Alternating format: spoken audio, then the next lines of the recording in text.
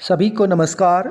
मैं विजयपाल पीजीटी इतिहास राजकीय वरिष्ठ माध्यमिक विद्यालय रोहड़ाई रेवाड़ी कक्षा 11वीं इतिहास अध्याय 4 इस्लाम का उदय और विस्तार लगभग 570 से 1200 ईस्वी भाग 3 में आप सभी का स्वागत करता हूँ। पाठ के उद्देश्य। प्यारे बच्चों, इस अध्याय 4 के भाग 3 के मुख्य उद्देश्य इस प्रकार हैं। पहला, इस्लामिक राज्यों की अर्थव्यवस्था, विशेषकर कृषि, शहरीकरण और वाणिज्य की जानकारी प्राप्त करना। और दूसरा उद्देश्य है इस्लामिक विद्या और संस्कृति को जानना, विशेष रूप से विद्या, इस्लामिक कानूनों के आधार, सूफीवाद, भाषा और साहित्य, वास्तुकला व अन्य कलाओं को जानना। पाठ के मुख्य बिंदु। प्यारे बच्चों, अध्याय 4 के भाग 3 के मुख्य बिंदु इस प्रकार हैं। पहला, अर्थव्यवस्था, और इसमें हम 3 बिंदुओं पर विशेष रूप से चर्चा करेंगे: कृषि, शहरीकरण और वाणिज्य। हमारा दूसरा मुख्य बिंदु है विद्या और संस्कृति।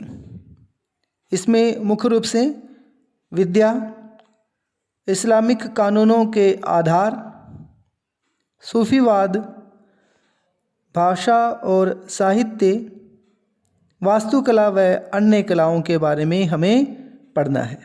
तो शुरू करते हैं पहले मुख्य बिंदु को। अर्थव्यवस्था, विशेषकर कृषि, शहरीकरण और वाणिज्य। नए जीते गए क्षेत्रों में बसे हुए लोगों का प्रमुख व्यवसाय कृषि था। इस्लामी राज्य ने इनमें कोई परिवर्तन नहीं किया। जमीन के मालिक बड़े और छोटे किसान थे और कहीं कहीं राज्य भी था। इराक और ईरान में ज़मीन काफ़ी बड़ी इकाइयों में बटी हुई थी, जिसकी खेती किसानों के द्वारा की जाती थी। सस्सानी और इस्लामी कालों में भू संपदा स्वामी राज्य की ओर से कर एकत्र करते थे। इन इलाकों में जो पशुचारण की स्थिति से आगे बढ़कर कृषि व्यवस्था तक पहुंच गए थे, जमीन गांव की सांझी संपत्ति थी। कृषि भूमि का सर्वोपरि नियंत्रण राज्य के हाथों में था, जो विजय का काम पूरा होने पर अपनी अधिकांश आय भू राजस्व से अर्थात कृषि से प्राप्त करता था। अरबों द्वारा जीती गई भूमि पर जो मालिकों के हाथों में रहती थी, कर लगता था, जिसे खराज कहा जाता था, जो खेती की स्थिति के अनुसार पैदावार के आधे भाग से लेकर 5वें हिस्से के बराबर होता था। जो ज़मीन मुसलमानों की मिल्कियत थी अथवा जिसमें उनके द्वारा खेती की जाती थी, उस पर उपज के 10वें हिस्से के बराबर कर लगता था। जब गैर मुसलमान कम कर देने के उद्देश्य से मुसलमान बनने लगे, तो उससे राज्य की आय कम हो गई। इस कमी को पूरा करने के लिए खलीफाओं ने पहले तो धर्मांतरण को निरुत्साहित किया और बाद में कराधान की एक समान नीति अपनाई। खेती में खुशहाली राजनीतिक स्थिरता के साथ साथ आई। बहुत से क्षेत्रों में, विशेष रूप से नील घाटी में, राज्य ने सिंचाई प्रणालियों, बांधों और नहरों के निर्माण, कुओं की खुदाई के लिए सहायता दी। ये सारी चीज़ें अच्छी फसल के लिए ज़रूरी थी। इस्लामी कानूनों में उन लोगों को कर में रियायत दी गई थी जो जमीन को पहली बार खेती के काम में लाते थे। किसानों की पहल और राज्य के समर्थन के द्वारा खेती योग्य भूमि का विस्तार हुआ और प्रमुख प्रौद्योगिकीय परिवर्तनों के अभाव की स्थिति में भी उत्पादकता में वृद्धि हुई। बहुत सी नई फसलों जैसे कपास, संतरा, केला, तरबूज, पालक और बैंगन की खेती की गई और यूरोप को उसका निर्यात भी किया गया। जैसे जैसे शहरों की संख्या में तेज़ी से बढ़ोतरी हुई, वैसे ही इस्लामी सभ्यता फली फूली या फैलती गई। बहुत से नए शहरों की स्थापना की गई जिनका मुख्य उद्देश्य अरब सैनिकों, जिनको झुंड कहा जाता था, को बसाना था, जो स्थानीय प्रशासन की रीढ़ थे। इस श्रेणी के फौजी शहरों में, जिन्हें मिस्र कहा जाता था, कूफा और बसरा इराक में तथा फुस्तात और काहिरा मिस्र में थे। अब्बासी खिलाफत की राजधानी के रूप में अपनी स्थापना के बाद आधी शताब्दी के अंदर ही अर्थात 800 ईस्वी में बगदाद की जनसंख्या बढ़कर लगभग 10 लाख पहुंच गई थी। इन शहरों के साथ साथ दमिश्क, इस्फहान और समरकंद जैसे पुराने शहर थे जिन्हें नया जीवन मिल गया था। इस प्रकार संपूर्ण क्षेत्र में शहरों का एक विशाल जाल विकसित हो गया। एक शहर दूसरे शहर से जुड़ गया और परस्पर संपर्क एवं कारोबार बढ़ता गया। शहर के केंद्र में 2 भवन समूह होते थे जहाँ से सांस्कृतिक और आर्थिक शक्ति का प्रसारण होता था। इनमें एक थी मस्जिद, जिसे मस्जिद अल जामी कहा जाता था, जहाँ सामूहिक नमाज पढ़ी जाती थी। यह इतनी बड़ी होती थी कि दूर से दिखाई दे सकती थी। दूसरा भवन समूह केंद्रीय मंडी, जिसे सुक कहा जाता था, थी, जिसमें दुकानों की कतारें होती थी, व्यापारियों के आवास और सर्राफ, जो पैसे का लेन देन करता था, का कार्यालय होता था। शहर में प्रशासकों, जो राज्य के नेत्र के समान होते थे, और विद्वानों तथा व्यापारियों के लिए घर होते थे जो केंद्र के निकट रहते थे। सामान्य नागरिकों और सैनिकों को रहने के क्वार्टर बाहरी घेरे में होते थे और प्रत्येक में अपनी मस्जिद, गिरजाघर अथवा सिनेगोग अर्थात यहूदी प्रार्थना घर, इनके अलावा छोटी मंडी और सार्वजनिक स्नान घर, जिसको अरबी में हमाम कहते हैं, और एक महत्वपूर्ण सभा स्थल होता था। शहर के बाहरी इलाकों में शहरी गरीबों के मकान, देहातों से लाई जाने वाली हरी सब्जियों और फलों के लिए बाजार, काफिलों के ठिकाने और अस्वच्छ दुकानें जैसे चमड़ा साफ करने या रंगने की दुकानें और कसाई की दुकानें होती थी। शहर की दीवारों के बाहर कब्रिस्तान और सराय होते थे। सराय में लोग उस समय आराम कर सकते थे जब शहर के दरवाजे बंद कर दिए गए हों। राजनीतिक एकीकरण और खाद्य पदार्थों तथा विलास वस्तुओं की शहरी मांग ने विनिमय अर्थात लेन देन के दायरे का विस्तार कर दिया। भूगोल ने अर्थात भौगोलिक स्थिति ने मुस्लिम साम्राज्य की सहायता की, जो हिंद महासागर और भूमध्य सागर के व्यापारिक क्षेत्रों के बीच फैल गया था। 5 शताब्दियों तक अरब और ईरानी व्यापारियों का चीन, भारत और यूरोप के बीच के समुद्री व्यापार पर एकाधिकार बना रहा। यह व्यापार 2 मुख्य रास्तों अर्थात लाल सागर और फारस की खाड़ी से होता था। लंबी दूरी के व्यापार के लिए उपयुक्त और उच्च मूल्य वाली वस्तुओं जैसे मसालों, कपड़ों, चीनी मिट्टी की चीज़ों और बारूद को भारत और चीन से लाल सागर के बंदरगाहों अर्थात अदन और एदाब तक और फारस की खाड़ी के बंदरगाहों जैसे सिराफ और बसरा तक जहाज पर लाया जाता था। यहाँ से माल को ज़मीन पर ऊँटों के काफ़िलों के द्वारा बगदाद, दमिश्क और एलेप्पो के भंडार गृहों तक स्थानीय खपत के लिए अथवा आगे भेजने के लिए ले जाया जाता था। मक्का के रास्ते से गुजरने वाले काफ़िले बड़े हो जाते थे जब हज की यात्रा का समय हिंद महासागर में नौ चालन के मौसम के साथ पड़ता था।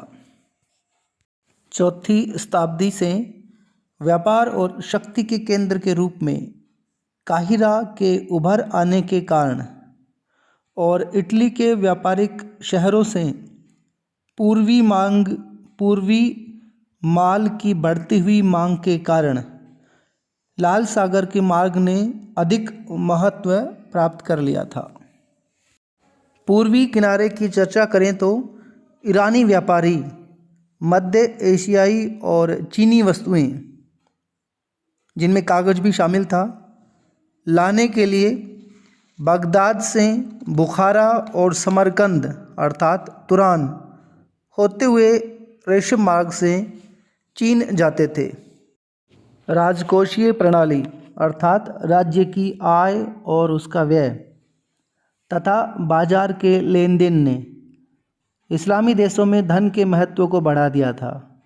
सोने, चांदी और तांबे के सिक्के बनाए जाते थे और वस्तुओं तथा सेवाओं की अदायगी के लिए प्राय सर्राफों, जो पैसे का लेन देन करते थे, के द्वारा सील बंद किए गए थैलों में भेजे जाते थे।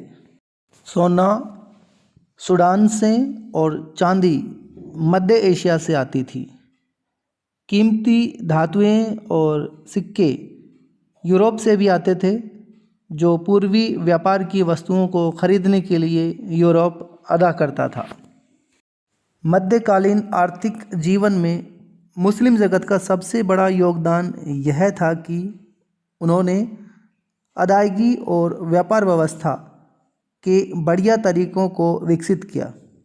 उदाहरण के लिए साख पत्रों, जो अंग्रेजी शब्द चेक या हिंदी शब्द शाख का मूल है, और हुंडियों अर्थात बिल ऑफ एक्सचेंज का उपयोग व्यापारियों, साहूकारों द्वारा धन को एक जगह से दूसरी जगह और एक व्यक्ति से दूसरे व्यक्ति को अंतरित करने के लिए किया जाता था।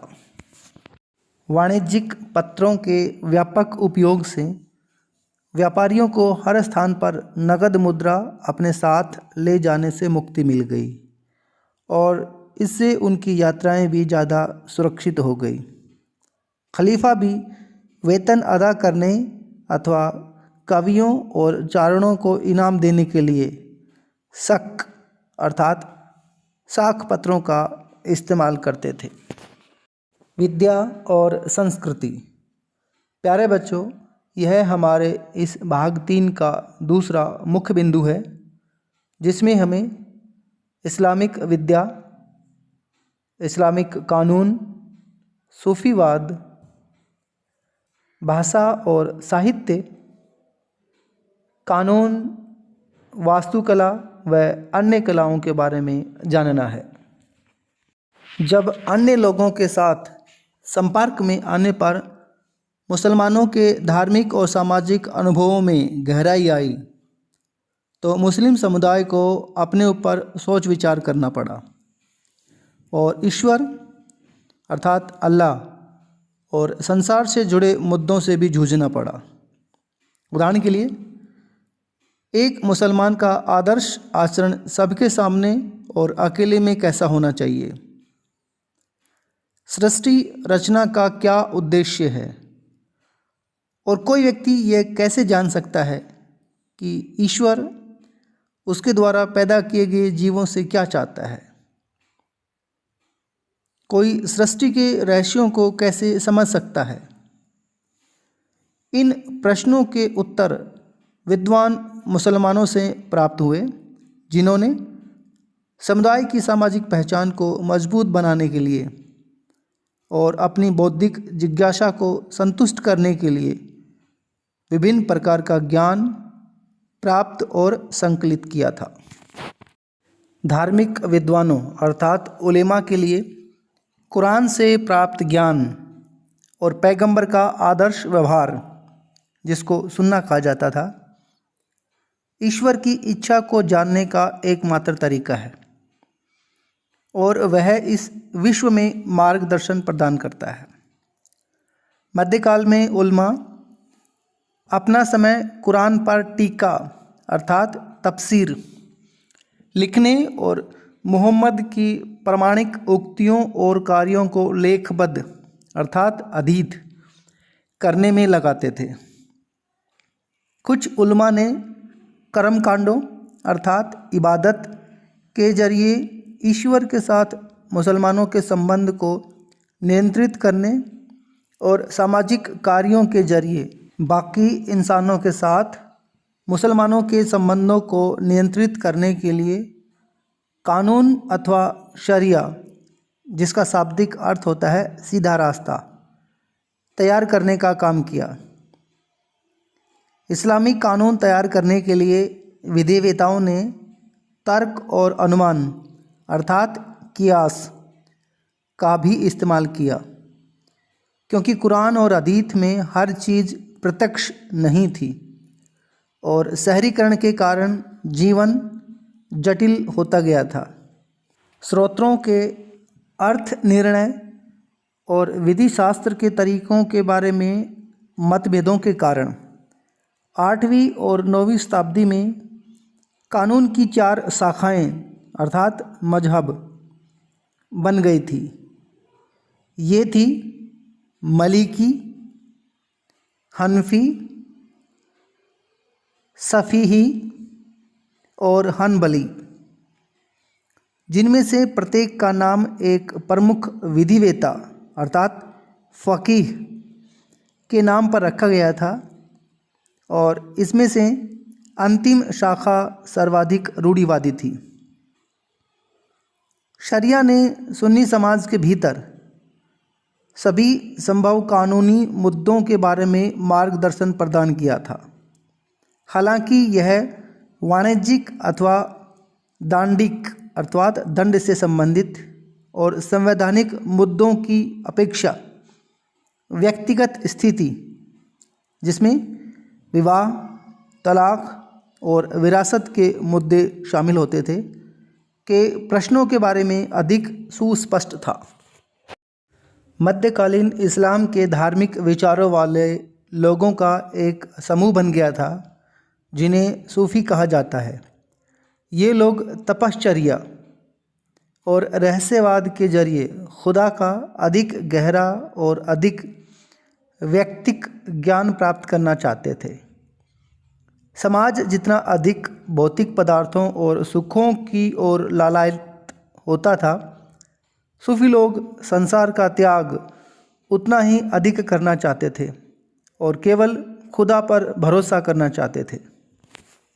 8वीं और 9वीं शताब्दी में तपश्चर्या और वैराग्य की प्रवृत्तियाँ सर्वेश्वरवाद और प्यार के विचारों द्वारा ऊंचा उठकर रहस्यवाद की ऊंची अवस्था पर पहुंच गई। सर्वेश्वरवाद ईश्वर और उसकी सृष्टि के एक होने का विचार है, जिसका अभिप्राय यह है कि मनुष्य की आत्मा को उसके निर्माता अर्थात परमात्मा के साथ मिलाना चाहिए। ईश्वर से मिलन ईश्वर के साथ तीव्र प्रेम के जरिए ही प्राप्त किया जा सकता है। इस प्रेम का उपदेश एक महिला संत बसरा की राबिया, जिसकी मृत्यु 891 में हुई थी, के द्वारा अपनी शायरी में दिया गया था। बयाजिद बिस्तामी, जिसकी मृत्यु 875 में हुई थी, जो एक ईरानी सूफ़ी था, पहला व्यक्ति था जिसने अपने आप को खुदा में लीन अर्थात फना करने का उपदेश दिया था। सूफ़ी आनंद उत्पन्न करने और प्रेम तथा भावावेश उद्दीप्त करने के लिए संगीत समारोहों अर्थात समा का उपयोग करते थे। मध्यकालीन इस्लामी समाजों में बढ़िया भाषा और सृजनात्मक कल्पना को किसी व्यक्ति के सर्वाधिक सराहनीय गुणों में शामिल किया जाता था।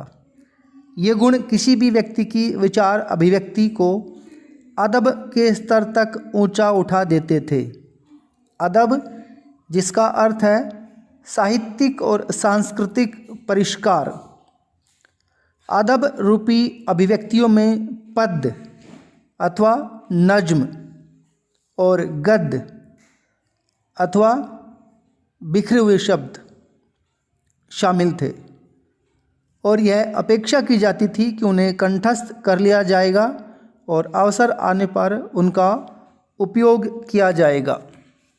अरबों द्वारा ईरान पर विजय प्राप्त करने के बाद नई फ़ारसी को विकसित किया गया, जिसमें अरबी के शब्दों की संख्या बहुत अधिक थी। खुरासान और तुरान सल्तनतों की स्थापना से नई फ़ारसी बड़ी सांस्कृतिक ऊंचाइयों पर पहुंच गई थी।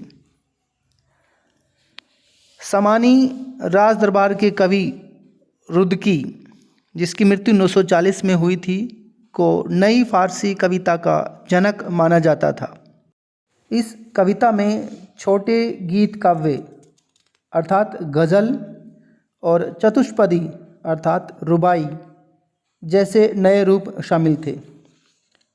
रुबाई 4 पंक्तियों वाला छंद होता था, जिसमें 2 पंक्तियाँ भूमिका बांध देती थी, तीसरी पंक्ति बढ़िया तरीके से सदी हुई होती थी और चौथी पंक्ति मुख्य बात प्रस्तुत करती थी। रुबाई उमर खय्याम के हाथों अपनी प्रकाष्ठा पर पहुंच गई थी।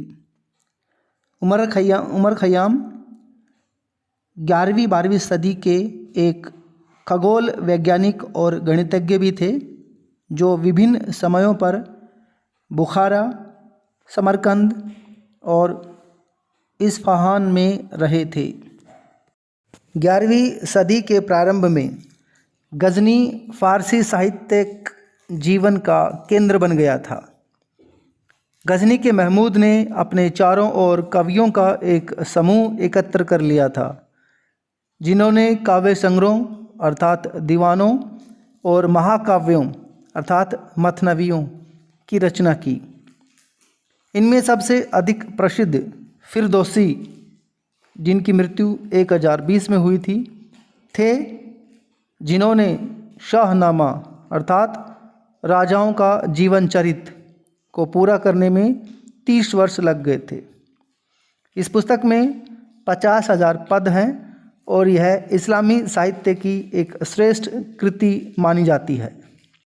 9वीं सदी से अदब के दायरे का विस्तार किया गया और उसमें जीवनियों, आचार संहिताओं, राजकुमारों को शासन कला की शिक्षा देने वाली पुस्तकों और सबसे ऊपर इतिहास और भूगोल को शामिल किया गया। पढ़े लिखे मुस्लिम समाजों में इतिहास लिखने की परंपरा अच्छी तरह स्थापित थी। इतिहास की पुस्तकें विद्वानों और विद्यार्थियों द्वारा और इनके अलावा अधिक पढ़े लिखे लोगों द्वारा पढ़ी जाती थी। भूगोल और यात्रा वृत्तांत अर्थात रिहला अदब की एक विशेष विधा बन गए। इनमें यूनानी, ईरानी और भारतीय पुस्तकों के ज्ञान और व्यापारियों तथा यात्रियों के विचारों एवं कथनों को शामिल किया गया था। गणितीय भूगोल में बसे हुए संसार को भूमध्य रेखा के समानांतर हमारे तीनों महाद्वीपों के अनुरूप 7 किस्म की जलवायु में विभाजित किया गया। प्रत्येक शहर की बिल्कुल सही स्थिति का निर्धारण खगोल वैज्ञानिक तरीके से किया गया। मुकदसी, जिनकी मृत्यु 1000 ईस्वी में हुई थी, का वर्णनात्मक भूगोल विश्व के सभी देशों के लोगों का तुलनात्मक अध्ययन है और विदेशों के बारे में उठी जिज्ञासाओं को शांत करने वाला खजाना है। 10वीं शताब्दी तक एक ऐसी इस्लामी दुनिया उभर आई थी जिसे यात्री आसानी से पहचान सकते थे। धार्मिक इमारतें इस दुनिया की सबसे बड़ी बाहरी प्रतीक थी। उदाहरण के लिए स्पेन से मध्य एशिया तक फैली हुई मस्जिदें, इबादतगाह और मकबरों का बुनियादी नमूना एक जैसा था, जिसमें मेहराबें, गुंबद, मीनार और खुले शहन अर्थात आंगन, और ये सभी इमारतें मुसलमानों की आध्यात्मिक और व्यवहारिक ज़रूरतों को अभिव्यक्त करती थी। मस्जिद में एक खुला प्रांगण अर्थात सहन होता था, जहाँ पर एक फव्वारा अथवा जलाशय बनाया जाता था और यह प्रांगण एक बड़े कमरे की ओर खुलता, जिसमें प्रार्थना करने वाले लोगों की लंबी पंक्तियों और प्रार्थना का नेतृत्व करने वाले व्यक्ति अर्थात इमाम के लिए पर्याप्त स्थान होता था।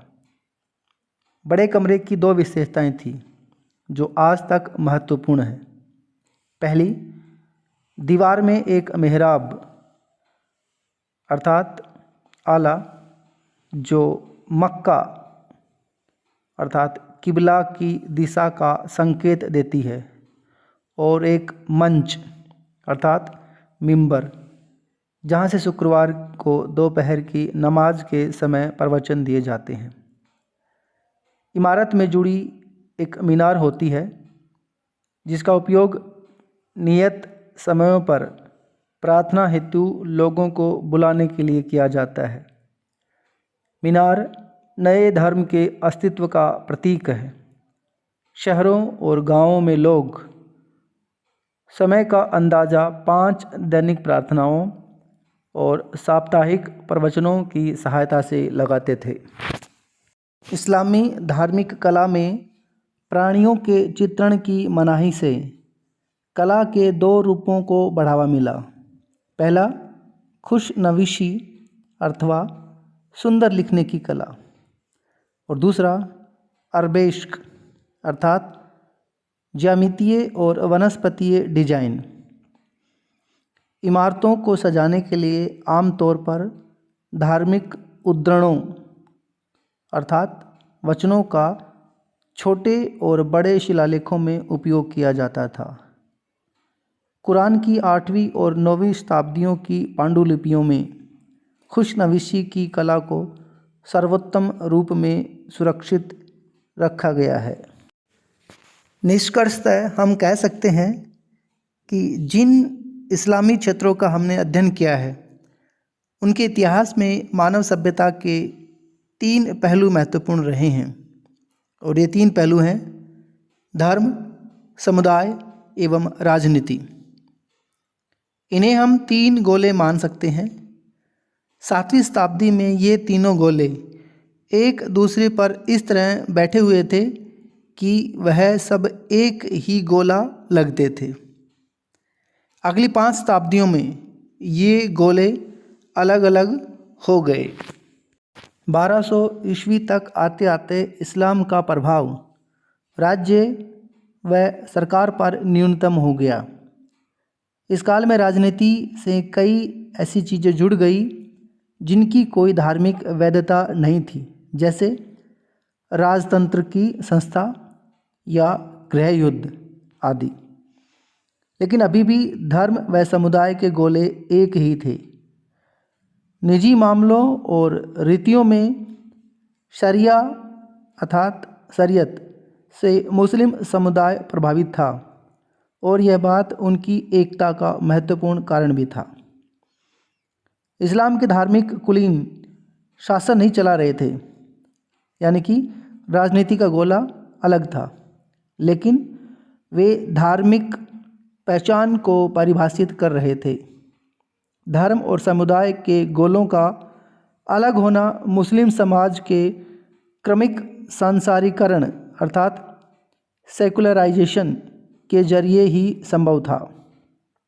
कुछ दार्शनिक व सूफी ऐसे सांसारीकरण की सलाह देते थे। उनका सुझाव था कि नागरिक समाज को धर्म से स्वतंत्र हो जाना चाहिए और रीतियों व कर्मकांडों की जगह निजी आध्यात्मिकता को ले लेनी चाहिए। पाठ की दोहराई अथवा पुनरावृत्ति। प्यारे बच्चों, पाठ के दोनों मुख्य बिंदुओं पर विस्तार पूर्वक चर्चा करने के बाद आइए एक बार हम पाठ की दोहराई करते हैं। हमने इस्लामिक राज्यों की अर्थव्यवस्था, विशेषकर कृषि, शहरीकरण और वाणिज्य की विस्तृत जानकारी प्राप्त की है। दूसरा, इस्लामिक विद्या और संस्कृति को जाना है। विशेष रूप से इस्लामिक विद्या, इस्लामिक कानून, सूफीवाद, भाषा और साहित्य, वास्तुकला व अन्य कलाओं के बारे में। गृह कार्य अथवा होमवर्क। प्यारे बच्चों, अध्याय 4 के इस भाग 3 के दोनों मुख्य बिंदुओं के सभी पहलुओं पर चर्चा करने के साथ साथ पाठ की दोहराई करने के आधार पर आपको गृह कार्य के लिए ये प्रश्न दिए जा रहे हैं। पहला प्रश्न है, इस्लामिक अर्थव्यवस्था के 3 पहलुओं, विशेषकर कृषि, शहरीकरण और वाणिज्य पर विस्तार पूर्वक प्रकाश डालिए। दूसरा प्रश्न है, इस्लामिक विद्या और संस्कृति से जुड़े विभिन्न बिंदुओं के बारे में उदाहरणों सहित अपने विचार प्रकट कीजिए। प्यारे बच्चों, उम्मीद है आपने अध्याय 4 इस्लाम का उदय और विस्तार के तीनों भाग को अच्छे से सुना है, समझा है। अगर फिर भी किसी प्रकार की कोई दिक्कत है तो पाठ को अच्छी तरह समझने के लिए इन तीनों भागों को पुनः एक बार ध्यान से सुनिए और तीनों भागों में दिए गए अभ्यास के प्रश्नों को हल करने का प्रयास करें। आप सभी का बहुत बहुत धन्यवाद।